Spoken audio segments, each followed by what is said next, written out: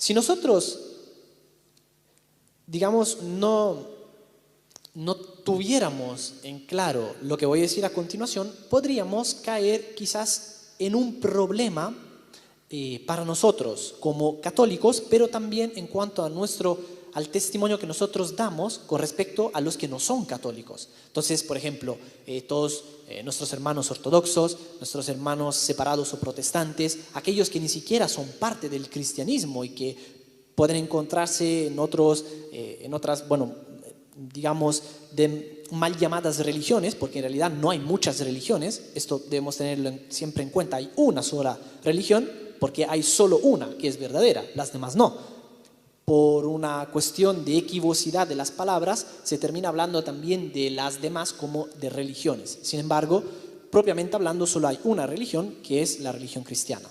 Entonces, podríamos quizás llegar también a dar un mal testimonio, que de hecho es lo que sucede desde hace siglos, porque la gente a veces le interpela, le pregunta, le cuestiona al católico diciendo: pero ¿no te parece que es un poco desmedido todo este hablar de la Virgen Santísima, de María aquí, María allá, que además que María parece una diosa porque nace sin pecado original y luego ella ya está en el cielo en carne y con su cuerpo y su alma, todos los demás en cambio no han resucitado? ¿Y por qué María tendría que estar intercediendo? ¿Y por qué María tendría que ser la reina del cielo?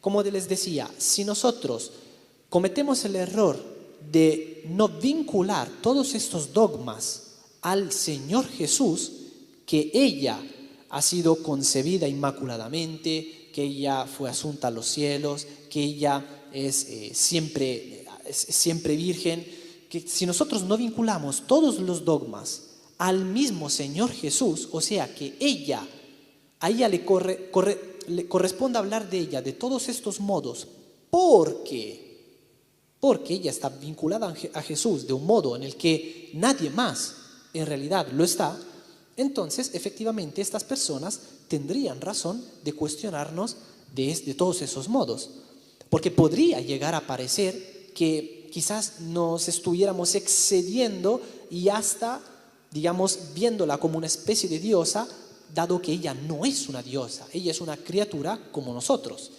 la más santa de las criaturas, la más pura, aquella que fue elegida por Dios y que por lo tanto, en cuanto a dignidad, en cuanto a la gracia que ha recibido de Dios, no está en el mismo plano en el que nos encontramos nosotros, sino en un plano más elevado. Y sin embargo, sigue siendo una criatura. De hecho, hay ahora me falla la memoria, no recuerdo si fue en el siglo IV o en el siglo V, que llegó a haber un grupo de cristianos, un grupo de católicos, que se fue alejando poco a poco de la Iglesia Católica precisamente por llegar a considerar a la Santísima Virgen como a una diosa.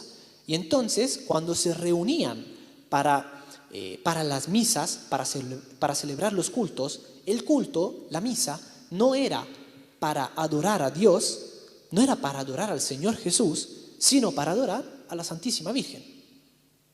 Lamentablemente ocurrió algo así.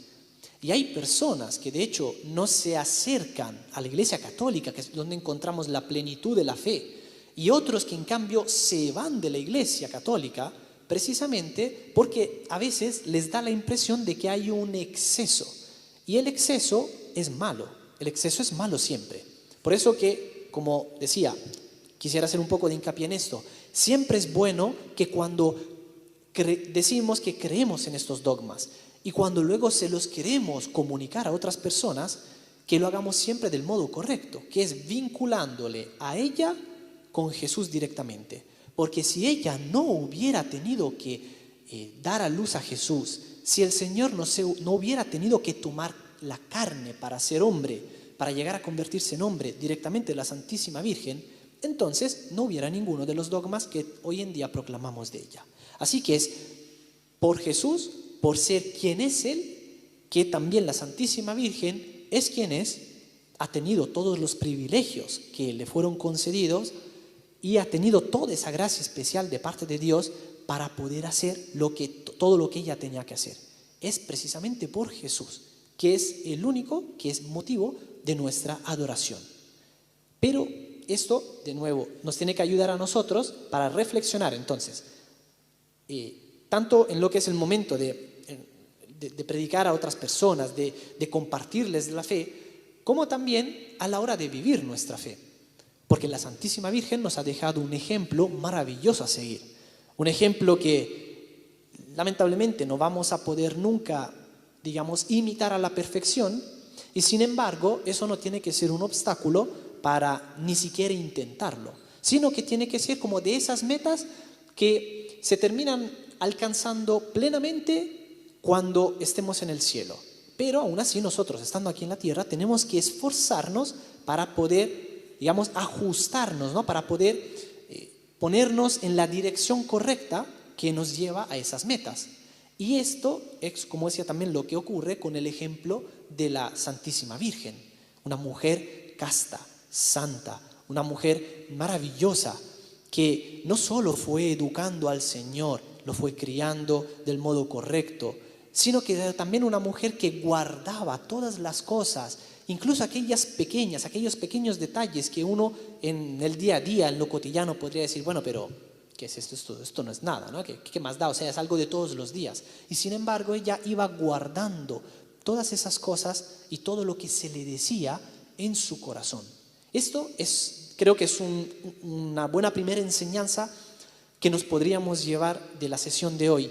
Precisamente es algo que también tenemos que hacer. Cuando el Señor hace algo por nosotros, ya sea a través de la Virgen o a través de algún otro santo o quizás de algún hermano aquí en la iglesia, parte de la iglesia militante que se encuentra en la tierra, o incluso a través de alguien que ni siquiera puede ser cristiano. Nosotros tenemos que recordar siempre que tenemos que entender que Dios obra en todo y a través de todos.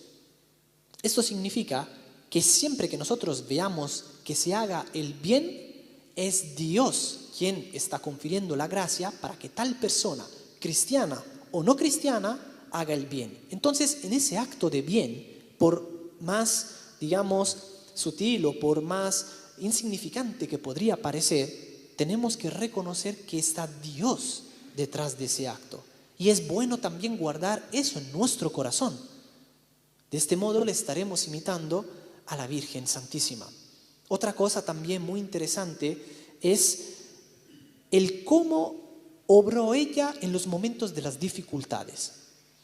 Por ejemplo, piensen en cuando el Señor estaba siendo torturado, en cuando luego emprendió también su camino hacia el Monte Calvario y finalmente fue crucificado.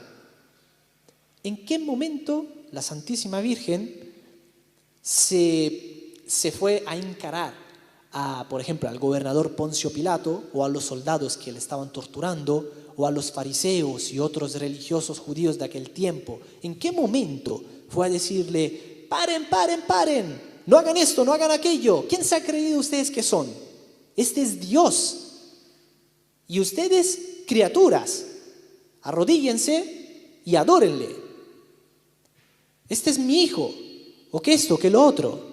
En ningún momento hace esto, sino que ella calladamente no se interpone aquel que era el plan de Dios.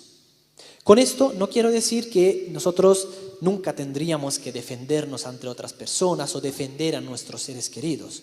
No es esto lo que se tiene que entender, sino que tiene que quedar claro que debemos discernir, ser capaces de entender cuál es el plan de Dios que se está desempeñando, que se está realizando en nuestras vidas. Pues en el caso de la Santísima Virgen era precisamente lo de ser la Madre de Dios aquí en la tierra, que tenía que cuidarlo, que tenía que criarlo, educarlo, pero sabiendo que finalmente hubiera llegado en el momento en el que pues Dios hecho hombre hubiera tenido que hacer lo que había venido a hacer. Nosotros en nuestras vidas estamos siendo capaces de discernir, de entender cuál es el plan de Dios, qué es lo que está queriendo hacer con nosotros de modo específico, particular. Porque una cosa es el plan de Dios, digamos, a nivel general, ¿no? A nivel mundial, en cuanto a todas las personas. Pues sabemos que nos vamos a dirigir hacia, poco a poco, no sabemos si será en nuestros tiempos o más adelante, pero nos vamos a dirigir hacia una gran tribulación como la que nunca ha habido antes, hasta que finalmente el Señor venga por segunda vez en gloria para juzgar a los vivos y a los muertos. Pero este es el plan general. Y en cuanto a lo particular, ¿qué tenemos que hacer nosotros? ¿Qué cosas hay que cambiar, que mejorar, que corregir en nuestras vidas? ¿Estamos siendo virtuosos o estamos siendo viciosos? Porque la virtud, ¿qué es? La virtud no es otra cosa que un hábito bueno que se va mejorando y perfeccionando por medio de la práctica, dicho como muy brevemente, muy rápidamente. Así que si nosotros tenemos que hacer el bien para ser virtuosos, quiere decir que tenemos que hacerlo muchas veces, pero no siempre es fácil hacer el bien. No siempre es fácil, no sé, por ejemplo, ser generoso, o por ejemplo, ser casto, o ser honesto, o ser prudente. No siempre es fácil poner en práctica todas estas virtudes. Ni siquiera siempre es fácil tener fe, una de las virtudes teologales que nos ha dado el Señor, o tener esperanza, o ser caritativos. No siempre es fácil hacer esto. Y sin embargo, es bueno que podamos hacerlo para ser virtuosos, porque en la medida en la que nosotros nos acostumbramos a practicar de un modo siempre más habitual todas estas virtudes, nos vamos a perfeccionar en nuestra propia naturaleza y de este modo nos vamos a parecer siempre más al Señor Jesús. Entonces, dado que esta tiene que ser la meta, ¿no? Llegar a ser como Él es, para que Él pueda obrar en nosotros, mantenernos en Él, y esto se hace precisamente amando a nuestro prójimo, pues entonces tenemos que ser virtuosos. Es decir, no tenemos que interponernos en lo que es el plan de Dios que tiene Él para nosotros de modo personal, de modo particular. Esto fue lo que hizo la Santísima Virgen. Y sería bueno que nosotros también pudiéramos imitarle haciendo lo mismo.